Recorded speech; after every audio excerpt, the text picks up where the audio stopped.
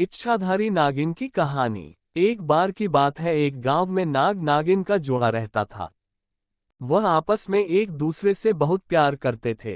एक बार गांव में शहर से दो दोस्त रवि और विशाल आए। वह गांव में घूमकर गांव के प्राकृतिक सौंदर्य का मजा ले रहे थे। तभी उन्हें उस नाग नागिन के जोड़े में से नाग दिखाई दिया। जब उन दोनों ने उस नाग को देखा तो उन्हें वह कोबरा जाति का नाग लगा। उन्होंने सुना हुआ था कि कोबरा जाति का नाग बहुत ही खतरनाक होता है। वह उस नाग के शांत रहने के बावजूद उसे छेड़ने लगे। उस समय नागिन वहां पर मौजूद नहीं थी। उन दोनों दोस्तों ने थोड़ी देर से नाग को डंडे से छेड़ने के बाद उस नाग की पत्थर मार मार कर हत्या कर दी।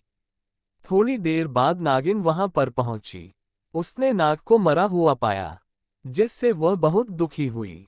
इसी दुख में नागिन इधर उधर भटकने लगी।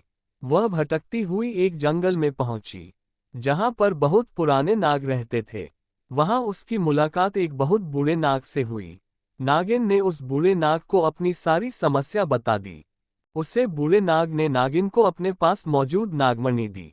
इस नागमणि की मदद से वह नागिन इच्छाधारी नागिन बन गई, जिससे वह जब चाहे किसी का भी रूप धारण कर सकती थी। उसने नागमणि में देखकर अपने नाग के कातिलों का पता लगा लिया। उसे पता लग चुका था कि उसके नाग को दोनों दोस्तों ने कैसे तड़पा तड़पा कर मार डाला।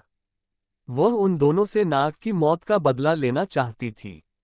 नाग की मौत का बदला लेने के लिए वह शहर चली गई। इच्छाधारी नागिन ने एक सुंदर लड़की तान्या का रूप धारण कर लिया, जिसके बाद वह उस शहर में रहने लगी जहां वह दोनों दोस्त रहते थे। इच्छाधारी नागिन ने तान्या के रूप में रवि और आकाश से दोस्ती कर ली। वह उन दोनों से एक एक करके अकेले में बदला लेना चाहती थी। इच्छाधारी नागिन ने सबसे पहले रवि को शादी करने के लिए प्रपोज किया। रवि भी सुंदर तान्या से प्यार करने लगा था। इसके बाद तान्या ने रवि को झील में अकेले मिलने के लिए बुलाया। रवि तान्या से मिलने अकेले झील पर पहुंचा। झील पर तान्या अपने असली इच्छाधारी नागिन के रूप में आ गई, जिसके बाद रवि डर गया। उसने रवि को नाग की मौत और बदला लेने के बारे में बताया। इच्छाधारी नागिन ने रवि को इसके बाद डस लिया, जिससे तभी उसकी मौत हो गई। इस घटना के बाद विशाल अपने दोस्त को ढूंढने लगा। तान्या ने विशाल को कहा कि मैंने रवि को झील की तरफ जाते हुए देखा था। चलो हम दोनों चलकर रवि को झील पर जाकर ढूंढते हैं।